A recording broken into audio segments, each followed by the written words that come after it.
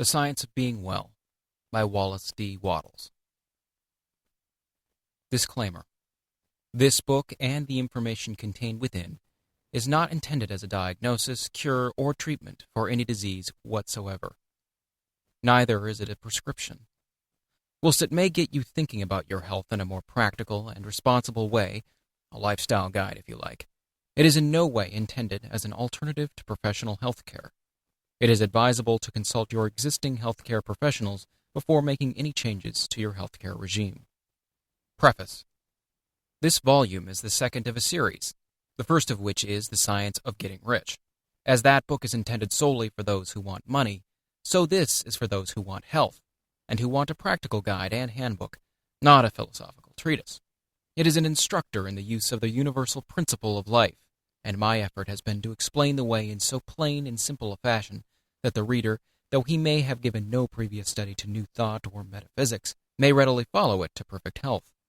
While retaining all essentials, I have carefully eliminated all non-essentials. I have used no technical, abstruse, or difficult language, and have kept the one point in view at all times.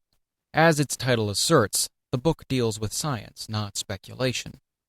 The monistic theory of the universe, the theory that matter, mind, consciousness, and life are all manifestations of one substance, is now accepted by most thinkers. And if you accept this theory, you cannot deny the logical conclusions you will find herein. Best of all, the methods of thought and action prescribed have been tested by the author in his own case, and in the case of hundreds of others during 12 years of practice, with continuous and unfailing success. I can say of the science of being well that it works, and that wherever its laws are complied with, it can no more fail to work than the science of geometry can fail to work. If the tissues of your body have not been so destroyed that continued life is impossible, you can get well, and if you will think and act in a certain way, you will get well. If the reader wishes to fully understand the monistic theory of the cosmos, he is recommended to read Hegel and Emerson, to read also The Eternal News, a pamphlet by J. J. Brown, 300 Cathcart Road, Govanhill, Glasgow, Scotland. Some enlightenment also may be found in a series of articles by the author, which were published in the Nautilus, Holyoke, Massachusetts, during the year 1909 under the title, What is Truth? Those who wish more detailed information as to the performance of the voluntary functions, eating, drinking, breathing, and sleeping, may read New Science of Living and Healing, Letters to a Woman's Husband, and The Constructive Use of Foods. These are booklets by Wallace D. Wattles. Those who wish more detailed information as to the performance of the voluntary functions, eating, drinking, breathing, and sleeping, may read New Science of Living and Healing, Letters to a Woman's Husband, and The Constructive Use of Foods booklets by Wallace D. Wattles, which may be obtained from the publisher of this book. I would also recommend the writings of Horace Fletcher and of Edward Hooker Dewey. Read all these, if you like, as a sort of buttress to your faith. But let me warn you against making the mistake of studying many conflicting theories, and practicing at the same time parts of several different systems. For if you get well, it must be by giving your whole mind to the right way of thinking and living. Remember that the science of being well claims to be a complete and sufficient guide in every particular. Concentrate upon the way of thinking and acting it prescribes, and follow it in every detail, and if you are already well, you will remain so. Trusting that you will go on until the priceless blessing of perfect health is yours, I remain, very truly yours, Wallace D. Wattles. Chapter 1. The Principle of Health. In the personal application of the science of being well, as in that of the science of being rich, certain fundamental truths must be known in the beginning, and accepted without question. Some of these truths we state here. The perfectly natural performance of function results from the natural action of the principle of life. There is a principle of life in the universe. It is the one living substance from which all things are made. This living substance permeates, penetrates, and fills the inner spaces of the universe. It is in and through all things, like a very refined and diffusible ether. All life comes from it. Its life is all the life there is. Man is a form of the living substance, and has within him a principle of health. The word principle is used as meaning source. The principle of health in man, when in full constructive activity, causes all the voluntary functions of his life to be perfectly performed. It is the principle of health in man which really works all healing, no matter what system or remedy is employed. And this principle of health is brought into constructive activity by thinking in a certain way. I proceed now to prove this last statement. We all know that cures are wrought by all the different and often opposite methods employed in the various branches of the healing art. The allopath, who gives a strong dose of counterpoison, cures his patient, and the homeopath, who gives a diminutive dose of the poison most similar to that of the disease, also cures it. If allopathy ever cured any given disease, it is certain that homeopathy never cured that disease, and if homeopathy ever cured an ailment, allopathy could not possibly cure that ailment. The two systems are radically opposite in theory and practice, and yet both cure most diseases. And even the remedies used by physicians in any one school are not the same. Go with a case of indigestion in half a dozen doctors and compare their prescriptions. It is more than likely that none of the ingredients of any of them will be in the others. Must we not conclude that their patients are healed by a principle of health within themselves, and not by something in the varying remedies? Not only this, but we find the same ailments cured by the osteopath with manipulations of the spine, by the faith healer with prayer, by the food scientist with bills of fare, by the Christian Scientist with a formulated creed statement, by the mental scientist with affirmation, and by the hygienist with differing plans of living. What conclusion can we come to in the face of all these facts, but that there is a principle of health which is the same in all people, and which really accomplishes all the cures, and that there is something in all the systems which, under favorable circumstances, arouses the principle of health to action? That is, medicines, manipulations, prayers, bills of fare, affirmations, and hygienic practices cure whenever they cause the principle of health to become active, and fail whenever they do not cause it to become active.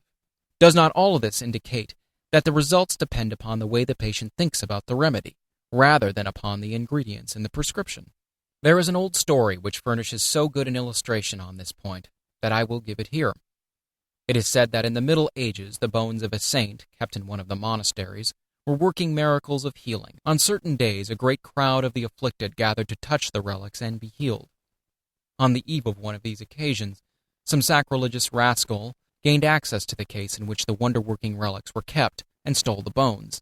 And in the morning, with the usual crowd of sufferers waiting at the gates, the fathers found themselves shorn of the source of the miracle-working power. They resolved to keep the matter quiet, hoping that by doing so they might find the thief and recover their treasures. And hastening to the cellar of the convent, they dug up the bones of a murderer, who had been buried there many years before. These they placed in the case, intending to make up some plausible excuse for the failure of the saint to perform his usual miracles on that day, and then they let in the waiting assemblage of the sick and infirm. To the intense astonishment of those in the secret, the bones of the malefactor proved as efficacious as those of the saint, and the healing went on as before.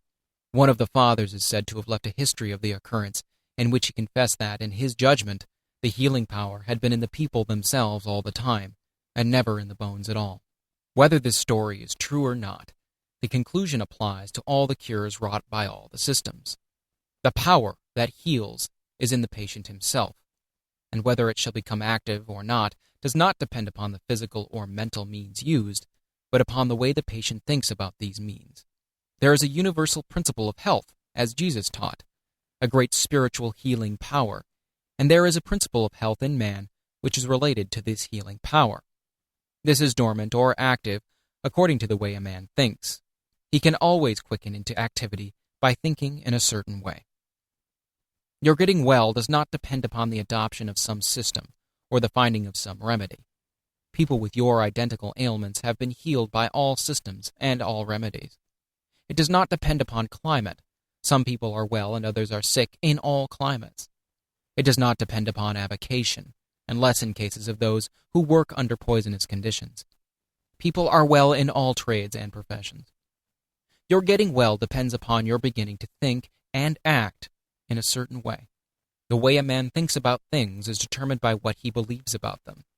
His thoughts are determined by his faith, and the results depend upon his making a personal application of his faith. If a man has faith in the efficacy of medicine and is able to apply that faith to himself, that medicine will certainly cause him to be cured. But though his faith be great, he will not be cured unless he applies it to himself. Many sick people have faith for others but none for themselves. So, if he has faith in a system of diet, and can personally apply that faith, it will cure him. And if he has faith in prayers and affirmations, and personally applies that faith, prayers and affirmations will cure him. Faith, personally applied, cures. And no matter how great the faith or how persistent the thought, it will not cure him without special application. The science of being well, then, includes the two fields of thought and action. To be well is not enough that man should merely think in a certain way. He must apply his thought to himself, and he must express and externalize it in his outward life by acting in the same way that he thinks. Chapter 2. The Foundations of Faith. Before man can think in the certain way which will cause his disease to be healed, he must believe in certain truths which are here stated. All things are made from one living substance, which in its original state permeates, penetrates, and fills the inner spaces of the universe. While all visible things are from it, yet this substance, in its first formless condition, is in and through all the visible forms that it has made. Its life is in all, and the intelligence is in all. This substance creates by thought, and its method is by taking the form of that which it thinks about. The thought of a form held by this substance causes it to assume that form. The thought of a motion causes it to institute that motion. Forms are created by this substance in moving itself into certain attributes or positions. When original substance wishes to create a given form, it thinks of the motions which will produce that form. When it wishes to create a world, it thinks of the motions, perhaps extending through ages, which will result in its coming into the attitude and form of the world. And these motions are made. When it wishes to create an oak tree, it thinks of the sequences of movement, perhaps extending through ages, which will result in the form of an oak tree, and these motions are made. The particular sequences of motion by which differing forms should be produced were established in the beginning. They are changeless. Certain motions, instituted in the formless substance, will forever produce certain forms. Man's body is formed from the original substance, and is the result of certain motions, which first existed as thoughts of original substance. The motions which produce, renew, and repair the body of man are called functions, and these functions are of two classes, voluntary and involuntary. The involuntary functions are under the control of the principle of health in man, and are performed in a perfectly healthy manner so long as man thinks in a certain way. The voluntary functions of life are eating, drinking, breathing, and sleeping. These entirely, or in part, are under the direction of man's conscious mind, and he can perform them in a perfectly healthy way if he will. If he does not perform them in a healthy way, he cannot long be well. So we see that if a man thinks in a certain way, and eats, drinks, breathes, and sleeps in corresponding way, he will be well. The involuntary functions of a man's life are under the control of the principle of health, and so long as man thinks in a perfectly healthy way, these functions are perfectly performed, for the action of the principle of health is largely directed by man's conscious thought, affecting his subconscious mind. Man is a thinking center, capable of originating thought, and as he does not know everything, he makes mistakes and thinks error. Not knowing everything, he believes things to be true which are not true. Man holds in his thought the idea of diseased and abnormal functioning and conditions, and so perverts the actions of the principle of health, causing diseased and abnormal functioning and conditions within its own body. In the original substance, there are held only thoughts of a perfect motion, perfect and healthy function, complete life. God never thinks disease or imperfection. But for countless ages, men have held thoughts of disease, abnormality, old age, and death, and the perverted functioning resulting from these thoughts have become a part of the inheritance of the race. Our ancestors have, for many generations, held imperfect ideas concerning human form and functioning, and we begin life with radical subconscious impressions of imperfection and disease. This is not natural or a part of the plan of nature. The purpose of nature can be nothing else than the perfection of life. This we see from the very nature of life itself. It is the nature of life to continually advance towards being more perfect. Advancement is the inevitable result of the very act of living. Increase is always the result of active living. Whatever lives must live more and more. The seed lying in the granary has life, but it is not living. Put it into the soil and it becomes active, and at once begins to gather to itself from the surrounding substance, and to build a plant form. It will so cause increase that a seed head will be produced containing 30, 60, or 100 seeds, each having as much life as the first. Life, by living, increases. Life cannot live without increasing, and the fundamental impulse of life is to live. It is in response to this fundamental impulse that original substance works and creates. God must live, and he cannot live except as he creates and increases. In multiplying forms, he is moving on to live more. The universe is a great advancing life, and the purpose of nature is the advancement of life toward perfection, toward perfect functioning. The purpose of nature is perfect health. The purpose of nature, so far as man is concerned, is that he should be continuously advancing into more life and progressing towards perfect life, and that he should live the most complete life possible in the present sphere of action. This must be so, because that which lives in man is also seeking more life. Give a little child a pencil and paper, and he begins to draw crude figures. That which lives in him is trying to express itself in art. Give him a set of blocks, and he will try to build something. That which lives in him is seeking expression in architecture. Seat him at a piano, and he will try to draw harmony from the keys. That which lives in him is trying to express itself in music. That which lives in man is always seeking to live more, and since man lives most when he is well, the principle of nature in him can only seek health. The natural state of man is a state of perfect health, and everything in him and in nature tends towards health. Sickness can have no place in the thought of original substance, for it is by its own nature continually impelled towards the fullest and most perfect life, therefore towards health. Man, as he exists in the thought of the formless substance, has perfect health. Disease, which is abnormal or perverted function, motion, imperfectly made or made in the direction of imperfect life, has no place in the thought of the thinking stuff. The Supreme Mind never thinks of disease. Disease was not created or ordained by God or sent forth from him. It is wholly a product of separate consciousness, of the individual thought of man. God, the formless substance, does not see disease, think disease, know disease, or recognize disease. Disease is recognized only by the thought of man. God thinks nothing but health. For all the foregoing, we see that health is a fact or truth in the original substance from which we are all formed, and that disease is imperfect functioning, resulting from the imperfect thoughts of man, past and present. If man's thoughts of himself had always been those of perfect health, man could not possibly now be otherwise than perfectly healthy. Man in perfect health is the thought of original substance, is the result of his own failure to think perfect health and to perform the voluntary functions of life in a healthy way. We will here now arrange in a syllabus the basic truths of the science of being well. 1. There is a thinking substance from which all things are made, and which, in its original state, permeates, penetrates, and fills the inner spaces of the universe. It is the life of all. 2. The thought of a form in this substance causes the form. The thought of a motion produces the motion. In relation to man, the thoughts of this substance are always of perfect functioning and perfect health. 3. Man is a thinking center, capable of original thought, and his thought has power over his own functioning. By thinking imperfect thoughts, he has caused imperfect and perverted functioning, and by performing the voluntary functions of life in a perverted manner, he has assisted in causing disease. If man will think only thoughts of perfect health, he can cause within himself the functioning of perfect health, and the power of life will be exerted to assist him. But his healthy functioning will not continue. 4. If man will think only thoughts of perfect health, he can cause within himself the functioning of perfect health, and the power of life will be exerted to assist him. But this healthy functioning will not continue unless man performs the external or voluntary functions of living in a healthy manner. 5. Man's first step must be to learn how to think perfect health, and his second step to learn how to eat, drink, breathe, and sleep in a perfectly healthy way.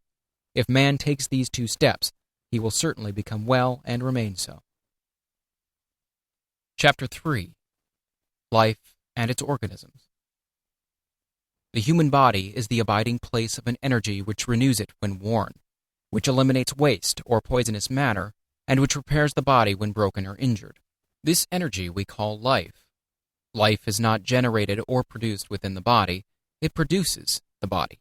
The seed which has been kept in the storehouse for years will grow when planted in the soil. It will produce a plant. But the life in the plant is not generated by its growing. It is the life which makes the plant grow. The performance of function does not cause life. It is life which causes function to be performed. Life is first. Function is afterwards. It is life which distinguishes organic from inorganic matter, but it is not produced after the organization of matter. Life is the principle or force which causes organization. It builds organisms. It is a principle or force inherent in original substance. All life is one. This life principle of the all is the principle of health in man, and becomes constructively active whenever man thinks in a certain way. Whoever therefore thinks in this certain way will surely have perfect health if his external functioning is in conformity with his thought. But the external functioning must conform to the thought. Man cannot hope to be well by thinking health if he eats, drinks, breathes, and sleeps like a sick man. The universal life principle, then, is the principle of health in man. It is one with original substance. There is one original substance from which all things are made. This substance is alive, and its life is the principle of life of the universe.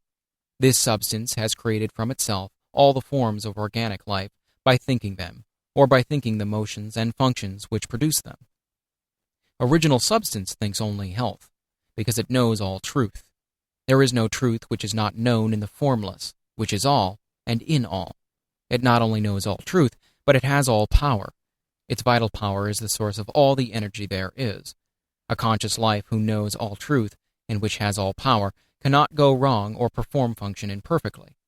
Knowing all, it knows too much to go wrong, and so the formless cannot be diseased or think disease. Man is a form of this original substance, and has a separate consciousness of his own, but his consciousness is limited, and therefore imperfect. By reason of his limited knowledge, man can and does think wrongly, and so he causes perverted and imperfect functioning in his own body. Man has not known too much to go wrong. The diseased or imperfect functioning may not instantly result from an imperfect thought, but it is bound to come if the thought becomes habitual.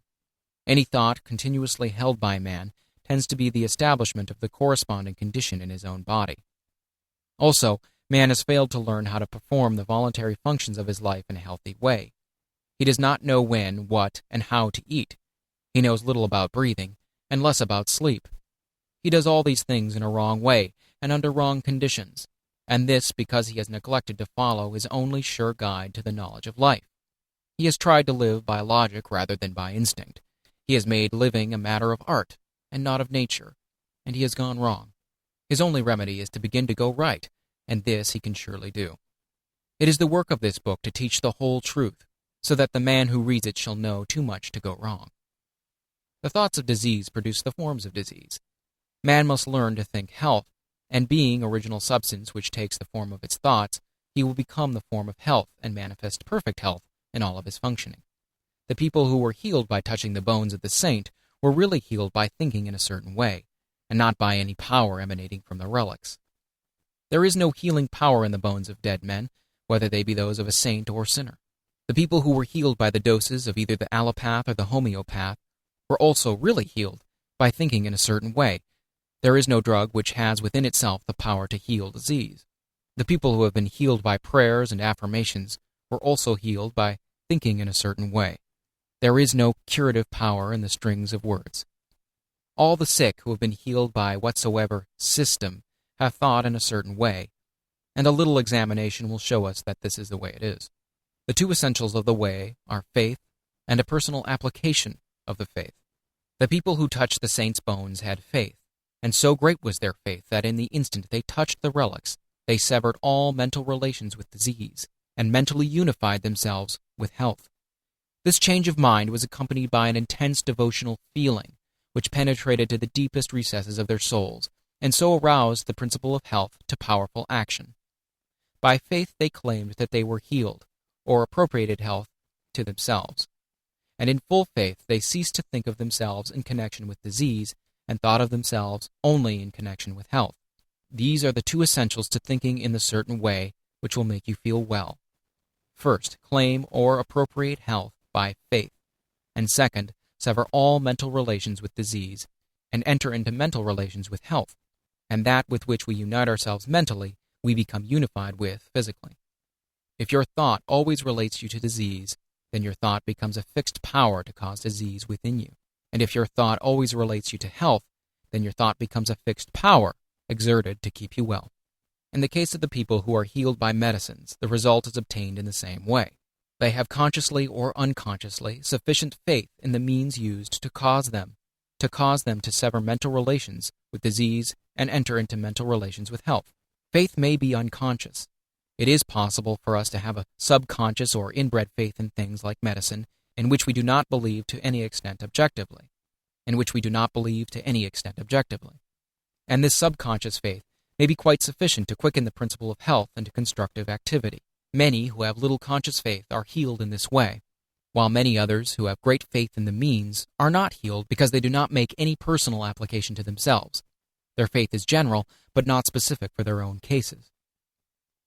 In the science of being well, we have two main points to consider. First, how to think with faith, and second, how to apply the thought to ourselves as to quicken the principle of health into constructive activity. We begin by learning what to think.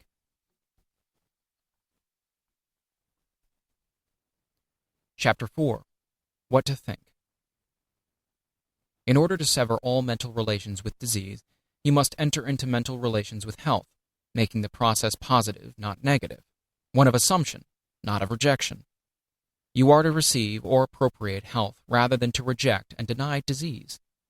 Denying disease accomplishes next to nothing. It does little good to cast out the devil and leave the house vacant, for he will presently return with others worse than himself.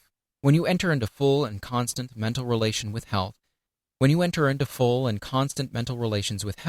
you must of necessity cease all relationship with disease. The first step in the science of being well is then to enter into complete thought connection with health. The best way to do this is to form a mental image or picture of yourself as being well, imagining a perfectly healthy, strong body, and to spend sufficient time in contemplating this image to make it your habitual thought of yourself. This is not so easy as it sounds. It necessitates the taking of considerable time for meditation, and not all persons have the imaging faculty well enough developed to form a distinct mental picture of themselves in a perfect or idealized body. It is much easier, as in the science of getting rich, to form a mental image of the things one wants to have, for we have seen these things or their counterparts and know how they look. We can picture them very easily from memory, but we have never seen ourselves in a perfect body, and a clear mental image is hard to form. It is not necessary or essential, however, to have a clear mental image of yourself as you wish to be. It is only essential to form a conception of perfect health and to relate yourself to it. This conception of health is not a mental picture of a particular thing.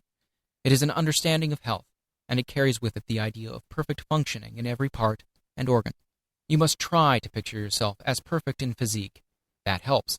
And you must think of yourself as doing everything in the manner of a perfectly strong and healthy person. You can picture yourself as walking down the street with an erect body and a vigorous stride.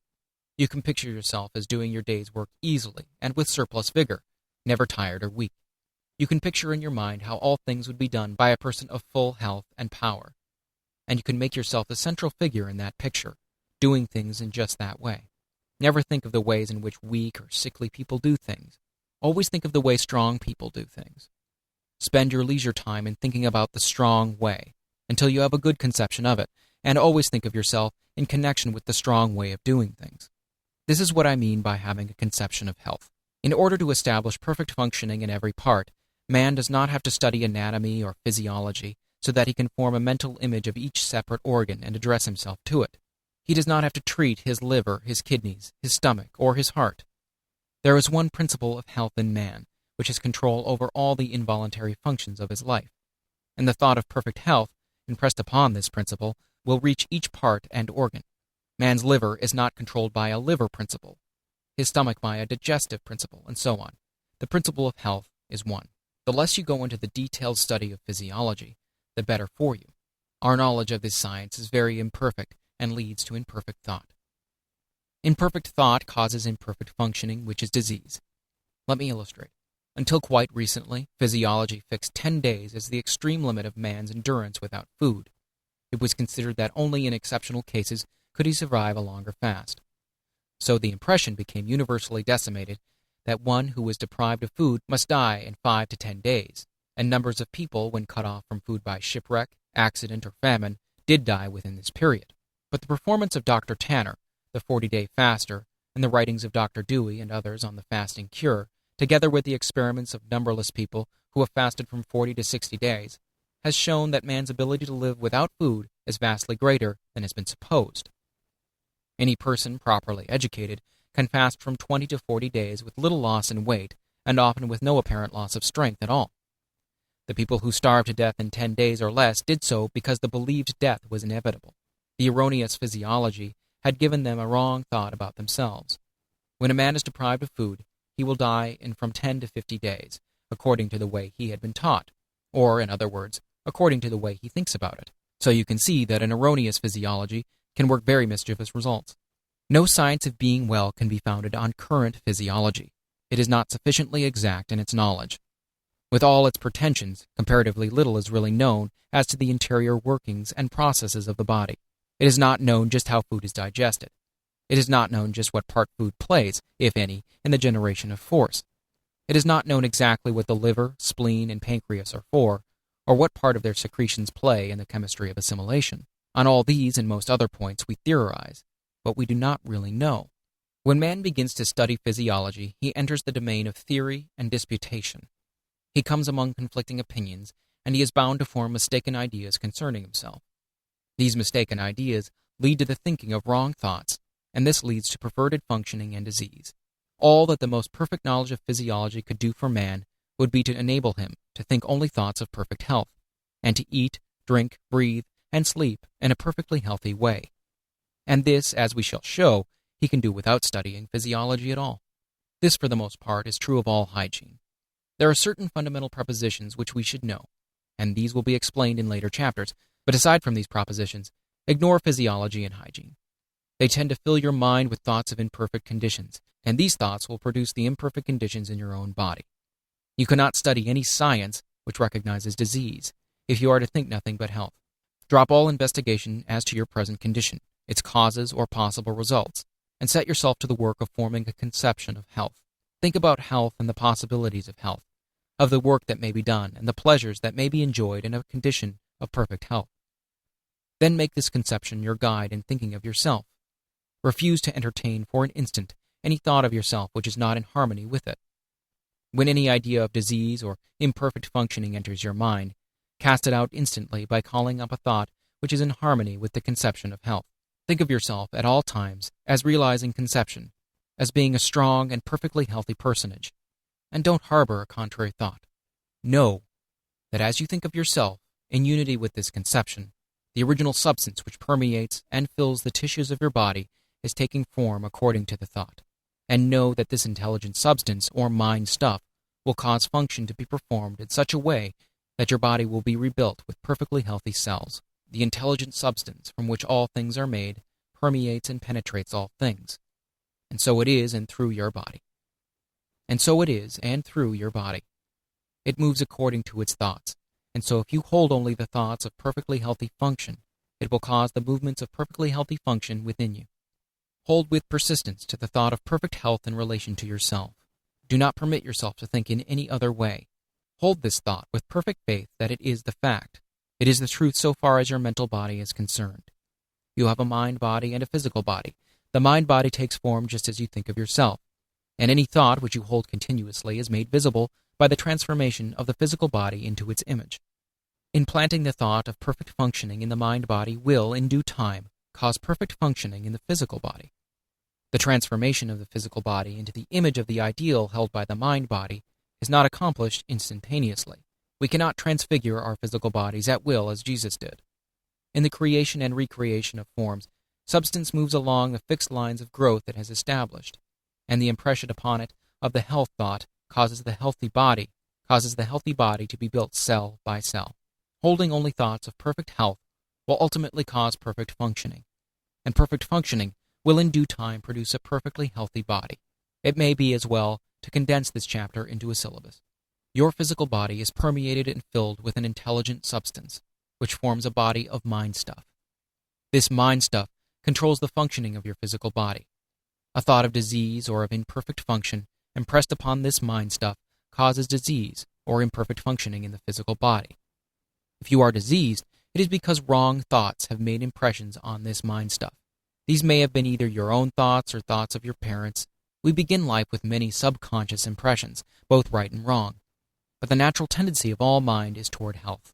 And if no thoughts are held in the conscious mind save those of health, all internal functioning will come to be performed in a perfectly healthy manner.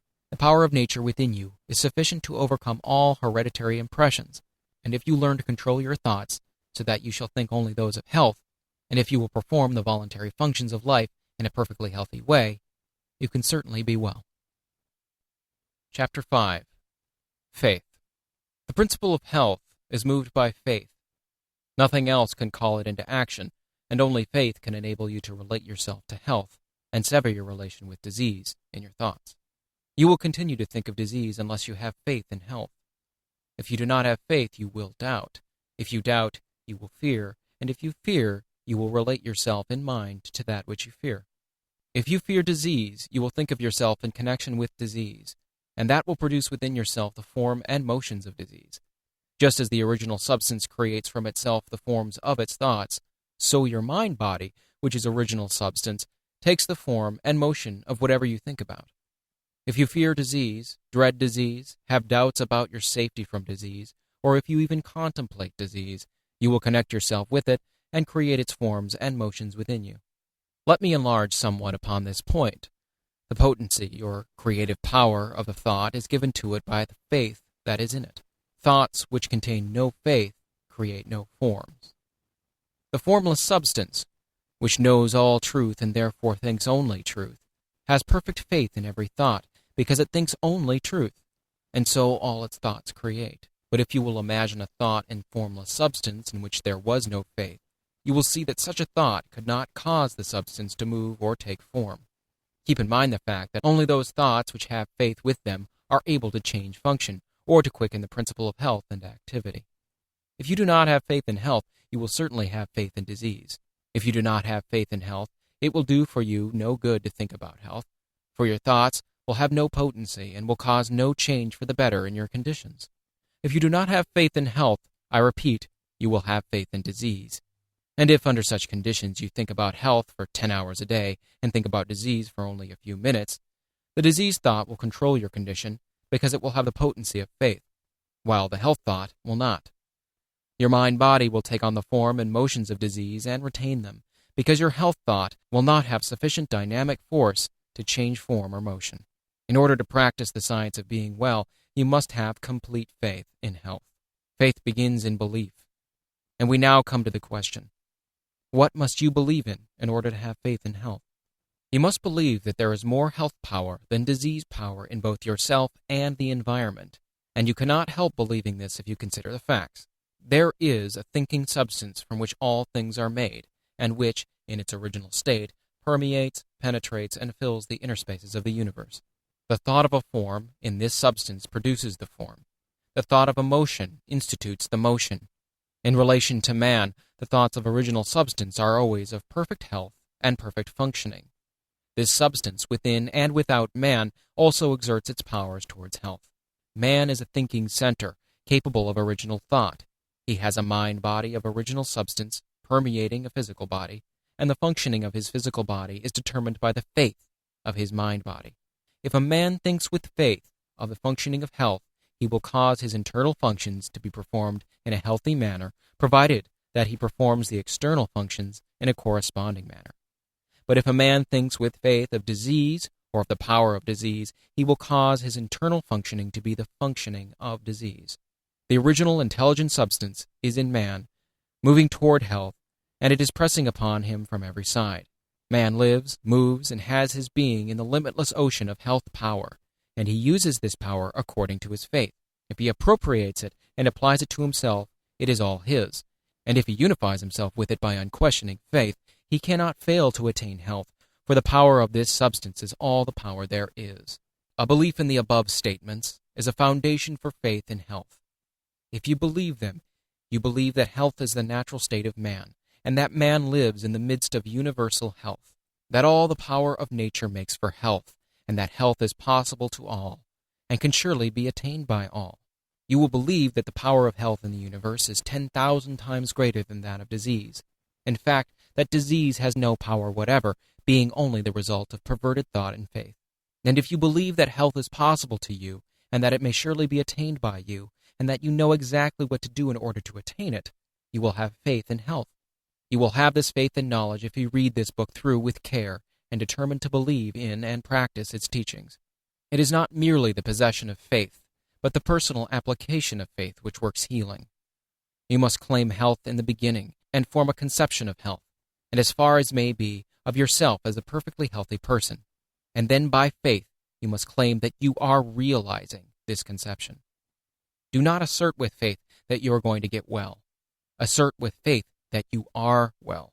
Having faith in health and applying it to yourself means having faith that you are healthy, and the first step in this is to claim that it is the truth. Mentally take the attitude of being well, and do not say anything or do anything which contradicts this attitude. Never speak a word or assume a physical attitude which does not harmonize with the claim, I am perfectly well. When you walk, go out with a brisk step, and with your chest thrown out and your head held up. Watch that at all times your physical actions and attitudes are those of a healthy person.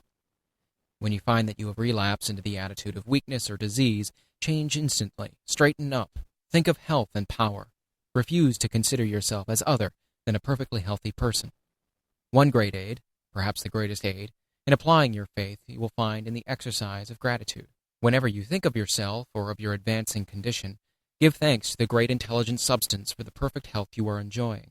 Remember that, as Swedenborg taught, there is a continual inflow of life from the Supreme, which is received by all created things according to their forms, and by man according to his faith.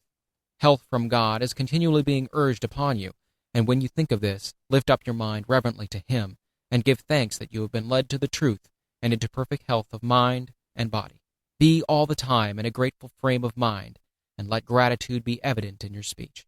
Gratitude will help you to own and control your own field of thought. Whenever the thought of disease is presented to you, instantly claim health, and thank God for the perfect health you have. Do this so that there shall be no room in your mind for a thought of ill. Every thought connected in any way with ill health is unwelcome, and you can close the door of your mind in its face by asserting that you are well, and by reverently thanking God that it is so. Soon the old thoughts will return no more. Gratitude has a twofold effect. It strengthens your own faith, and it brings you into close and harmonious relations with the Supreme. You believe that there is one intelligent substance from which all life and all power come. You believe that you receive your own life from this substance, and you relate yourself closely to it by feeling continuous gratitude. It is easy to see that the more closely you relate yourself to the source of life, the more readily you may receive life from it, and it is easy also to see that your relation to it is a matter of mental attitude. We cannot come into a physical relationship with God, for God is mind stuff, and we also are mind stuff. Our relation with Him must therefore be a mind relation. It is plain, then, that the man who feels deep and hearty gratitude will live in closer touch with God than the man who never looks to Him in thankfulness. The ungrateful or unthankful mind really denies that it receives at all, and so cuts its connection with the Supreme. The grateful mind is always looking toward the Supreme, and is always open to receive from it, and it will receive continually. The principle of health in man receives its vital power from the principle of life in the universe, and man relates himself to the principle of health in man, receives its vital power from the principle of life in the universe, and man relates himself to the principle of life by faith in health, and by gratitude for the health he receives. Man may cultivate both faith and gratitude by the proper use of his will. Chapter 6. Use of the Will. In the practice of the science of being well, the will is not used to compel yourself to go when you are not really able to go, or to do things when you are not physically strong enough to do them. You do not direct your will upon your physical body, or try to compel the proper performance of internal function by willpower. You direct the will upon the mind, and use it in determining what you shall believe, what you shall think, and what you shall give your attention. The will should never be used upon any person or thing external to you, and it should never be used upon your own body. The sole legitimate use of the will is in determining to what you shall give your attention, and what you shall think about the things to which your attention is given. All belief begins in the will to believe. You cannot always and instantly believe what you will to believe. But you can always will to believe what you want to believe. You want to believe truth about health, and you can will to do so. The statements you have been reading in this book are the truth about health, and you can will to believe them. This must be your first step toward getting well. These are the statements you must will to believe: that there is a thinking substance from which all things are made, and that man receives the principle of health, which is his life, from this substance. That man himself is thinking substance, a mind-body permeating a physical body, and that as man's thoughts are, so will the functioning of his physical body be. That if man will think only thoughts of perfect health, he must and will cause the internal and involuntary functioning of his body to be the functioning of health, provided that his external and voluntary functioning and attitude are in accordance with his thoughts. When you will to believe these statements, you must also begin to act upon them. You cannot long retain a belief unless you act upon it. You cannot increase a belief until it becomes faith unless you act upon it. And you certainly cannot expect to reap benefits in any way from a belief so long as you act as if the opposite were true. You cannot long have faith in health if you continue to act like a sick person. You cannot help continuing to think of yourself as a sick person. And if you continue to think of yourself as a sick person, you will continue to be a sick person. The first step towards acting externally like a well person is to begin to act internally like a well person. Form your conception of perfect health and get into the way of thinking about perfect health until it begins to have a definite meaning to you. Picture yourself as doing things a strong and healthy person would do, and have faith that you can and will do these things in that way. Continue this until you have a vivid conception of health and what it means to you. When I speak in this book of a conception of health, I mean a conception that carries with it the idea of the way a healthy person looks and does things. Think of yourself in connection with health until you form a conception of how you would live, appear, act, and do things as a perfectly healthy person. Think about yourself in connection with health until you conceive of yourself in imagination as always doing everything in the manner of a well person, until the thought of your health conveys the idea of what health means to you. As I have said in a former chapter, you may not be able to form a clear mental image of yourself in perfect health, but you can form a conception of yourself as acting like a healthy person. Form this conception and think only thoughts of perfect health in relation to yourself, and so far as may be possible in relation to others. When a thought of sickness or disease is presented to you, reject it. Do not let it get into your mind. Do not entertain or consider it at all. Meet it by thinking health, by thinking that you are well, and by being sincerely grateful for the health you are receiving. Whenever suggestions of disease are coming thick and fast upon you, and you are in a tight space, fall back upon the exercise of gratitude. Connect yourself with the Supreme. Give thanks to God for the perfect health He gives you, and you will soon find yourself able to control your thoughts and to think what you want to think.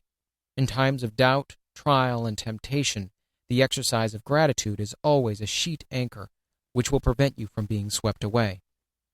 Remember that the great essential thing is to sever all mental relations with disease and to enter full mental relationship with health.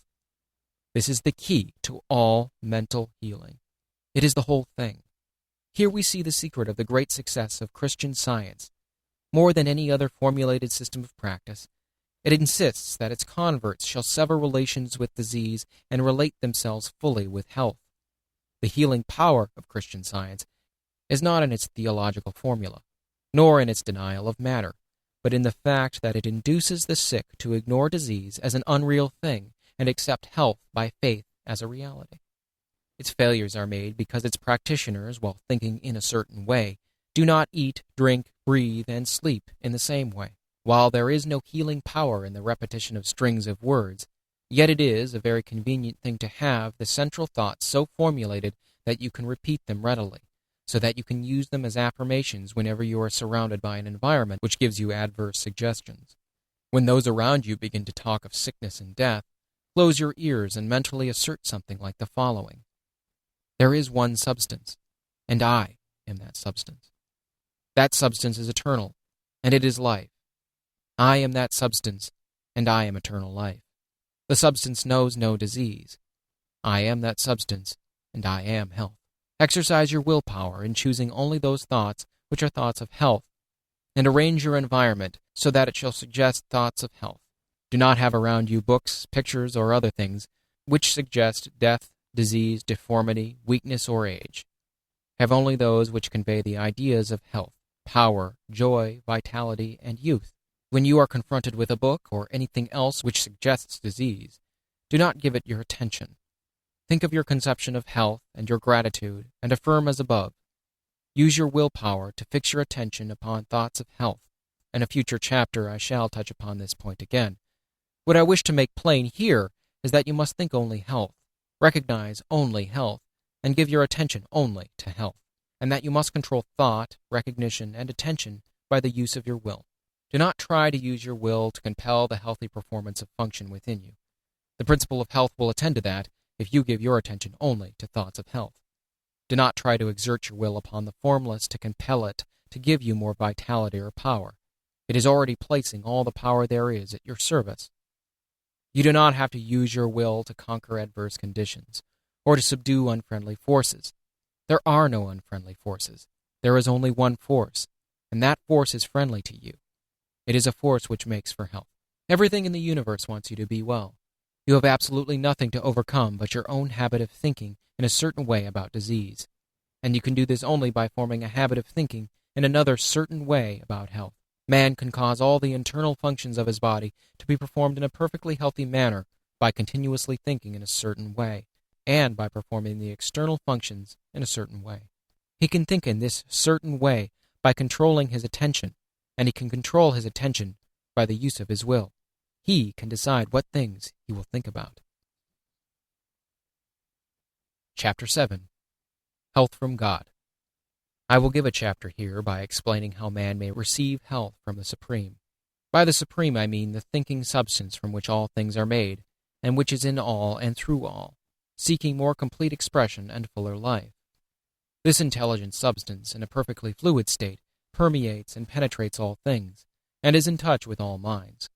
It is the source of all energy and power, and constitutes the inflow of life, which Swedenborg saw vitalizes all things. It is working to one definite end, and for the fulfillment of one purpose, and that purpose is the advancement of life toward the complete expression of mind. When man harmonizes himself with the intelligence, it can and will give him health and wisdom. When man holds steadily to the purpose to live more abundantly, he comes into harmony with his supreme intelligence. The purpose of the supreme intelligence is the most abundant life for all. The purpose of this supreme intelligence for you is that you should live more abundantly. If then your own purpose is to live more abundantly, you are unified with the Supreme. You are working with it, and it must work with you. But as supreme intelligence is in all, if you harmonize with it, you must harmonize with all, and you must desire more abundant life for all as well as for yourself. Two great benefits come to you from being in harmony with the supreme intelligence. First, you will receive wisdom. By wisdom, I do not mean knowledge of facts, so much as the ability to perceive and understand facts, and to judge soundly and act rightly in all matters relating to life. Wisdom is the power to perceive truth, and the ability to make the best use of the knowledge of truth. It is the power to perceive at once the best end to aim at, and the means best adapted to attain that end. With wisdom comes poise, and the power to think rightly, to control and guide your thoughts, and to avoid the difficulties which come from wrong thinking. With wisdom, you will be able to select the right courses for your particular needs, and to so govern yourself in all ways as to secure the best results. You will know how to do what you want to do. You can readily see that wisdom must be an essential attribute of the supreme intelligence, since that which knows all truth must be wise. And you can also see that just in proportion as you harmonize and unify your mind with that intelligence, you will also have wisdom. But I repeat that since this intelligence is all and in all, you can enter its wisdom only by harmonizing with all. If there is anything in your desires or your purpose which will bring oppression to any, or work injustice to, or cause lack of life for any, you cannot receive wisdom from the Supreme. Furthermore, your purpose for your own self must be the best. Man can live in three general ways: for the gratification of his body, for that of his intellect, or for that of his soul. The first is accomplished by satisfying the desires for food, drink, and those other things which give enjoyable physical sensations. The second is accomplished by doing things which cause pleasant mental sensations, such as gratifying the desire for knowledge, or those for fine clothing, fame, power, and so on. The third is accomplished by giving way to the instincts of unselfish love and altruism. Man lives most wisely and completely when he functions most perfectly along all these lines, without excess in any of them. The man who lives swinishly for the body alone is unwise and out of harmony with God. That man who lives solely for the cold enjoyments of the intellect, though he be absolutely moral, is unwise and out of harmony with God. And the man who lives wholly for the practice of altruism, and who throws himself away for others, is as unwise and as far from harmony with God as those who go to excess in other ways. To come into full harmony with the Supreme, you must purpose to live to the utmost of your capabilities in body, mind, and soul. This must mean the full exercise of motion in all the different ways, but without excess, for excess in one causes deficiency in the others. Behind your desire for health is your own desire for more abundant life. Behind that is the desire of the formless intelligence to live more fully in you. So as you advance towards perfect health, hold steadily to the purpose to attain complete life, physical, mental, and spiritual, to advance in all ways and in every way to live more. If you hold this purpose, you will be given wisdom. He that willeth to do the will of the Father shall know, said Jesus. Wisdom is the most desirable gift that can come to man, for it makes him rightly self-governing. But wisdom is not all you may receive from the Supreme Intelligence. You may receive physical energy, vitality, life force. The energy of the formless substance is unlimited and permeates everything. You are already receiving or appropriating to yourself this energy in an automatic and instinctive way, but you can do so to a greater degree if you set about it intelligently. The measure of a man's strength is not what God is willing to give him, but what he himself has the will and the intelligence to appropriate to himself. God gives you all there is. Your only question is how much to take of the unlimited supply. Professor James has pointed out that there is apparently no limit to the powers of men, and this is simply because man's power comes from the inexhaustible reservoir of the Supreme. The runner who has reached the stage of exhaustion, when his physical power seems entirely gone, by running on in a certain way, may receive his second wind. His strength is renewed in a seemingly miraculous fashion, and he can go on indefinitely. And by continuing in this certain way, he may receive a third, fourth, and fifth wind. We do not know where the limit is, or how far it may be possible to extend it. The conditions are that the runner must have absolute faith that the strength will come, that he must think steadily of strength, and have perfect confidence that he has it, and that he must continue to run on. If he admits a doubt into his mind, he falls exhausted, and if he stops running to wait for the accession of strength, it will never come. His faith in strength, his faith that he can keep on running, his unwavering purpose to keep on running, and his action in keeping on seem to connect him to the source of energy in such a way as to bring him a new supply. In a very similar manner, the sick person who has an unquestioning faith in health, whose purpose brings him into harmony with the source, and who performs the voluntary functions of life in a certain way, will receive vital energy sufficient for all his needs and for the healing of all his diseases. God, who seeks to live and express himself fully in man, delights to give man all that is needed for the most abundant life. Action and reaction are equal, and when you desire to live more, if you are in mental harmony with the Supreme, the forces which make for life begin to concentrate about you and upon you. The one life begins to move toward you, and your environment becomes surcharged with it. Then, if you appropriate it by faith, it is yours. Ye shall ask what ye will, and it shall be done unto you. Your Father giveth not his Spirit by measure. He delights to give good gifts to you.